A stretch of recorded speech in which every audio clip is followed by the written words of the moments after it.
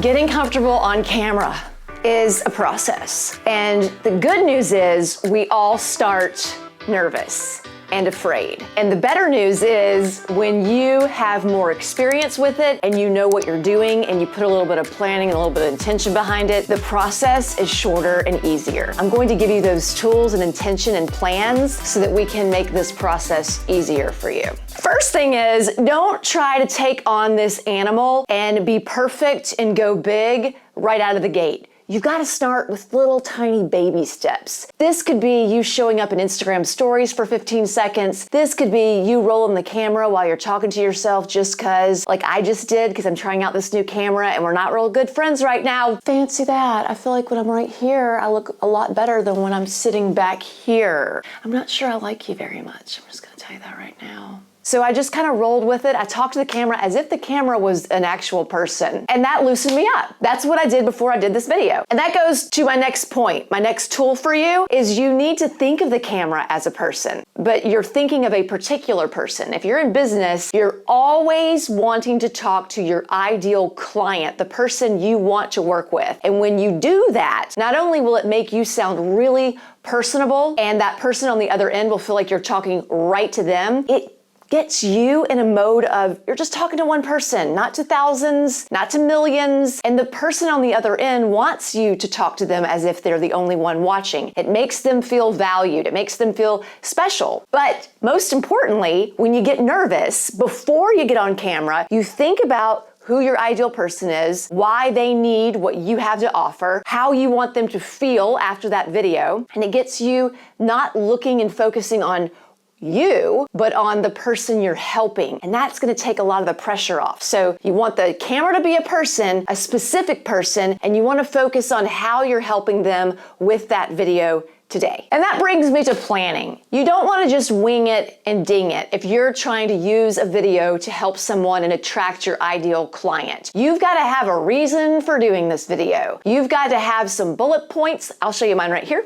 Notice, I don't script. If you script, you won't sound personable. If you script, you'll be so preoccupied with what was that last thing I was supposed to say that you won't be yourself. And we want you to be you. If you want to stand out on video, if you want to look comfortable, you've got to be you. And you memorizing a script is not going to make you look like you're comfortable. Just some bullet points so that you've got some structure to your video. You want to make sure you've got your big idea and then you've got your bullet points of how you're going to support that idea. My big idea in this video is I'm gonna help you get comfortable on camera, and now I'm giving you different ways to do that. If you don't have that structure in place, you're going to feel like a space cadet. You're not going to feel comfortable, and you're not going to get your point across, and you're not going to be concise. That's important. The next tool is you gotta be comfortable with your clothes. You don't need to get gussied up for the camera. You don't need to look like a news anchor. You don't need to go and get that fancy dress that you only wear on Easter Sunday out. You need to dress how you would normally dress. Whatever makes you feel comfortable and confident, that's what you should do. So I feel comfortable in solid colors, and I don't like to wear real baggy things because that makes me look like I've gained some weight, and nobody wants to look like they're bigger than they actually are. So fitted clothing that's not too tight is more flattering than baggy stuff, and a solid color is really nice because if you get too many patterns going on, it distracts the viewer. But if you get horizontal patterns going on, again, you look bigger than you really are, and that's not gonna make you feel confident. So find some clothes that you feel comfortable in.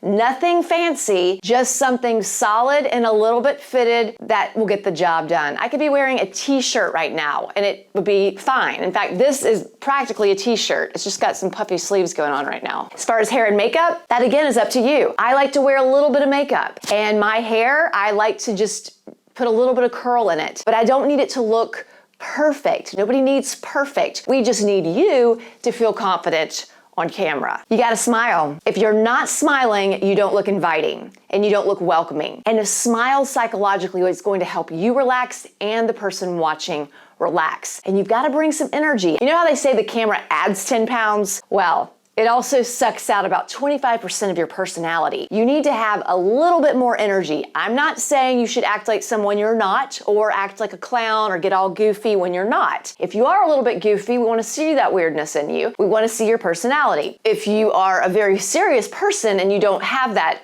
goofy, quirky side, that's fine. But just know you've got to be a little bit more energetic than you normally would if you want to look lively on camera. Another tool for you is to watch yourself on camera and see if you came across the way you felt. That's going back to that energy thing. A lot of times we feel like we put out energy and we go back and we look like we're about to fall asleep. You need to watch yourself, as not so fun as that is. You need to watch yourself so that you can get better. When I first started out in television news, I would watch other news anchors to see why I liked their delivery. I didn't want to come across as them. I didn't want to copy them or try and look just like them, but I needed to dissect, why do I like that person? You can do the same thing. Go and watch other people on social media. Watch their videos. Ask yourself, what about that person makes me want to watch more? Is it because they are themselves? Is it because they don't take themselves too seriously? Is it a certain way that they deliver? A certain way that they talk? Don't try to be just like them, but really pay attention to how you consume content, who you follow, and why you like them. That's going to be a really big key to you unlocking the real you and getting comfortable on camera. I'm Virginia Kerr. I help you build your audience and convert followers into customers with video. Now that you've heard all of my tips, comment below and tell me which one of these you're going to be using in your next video.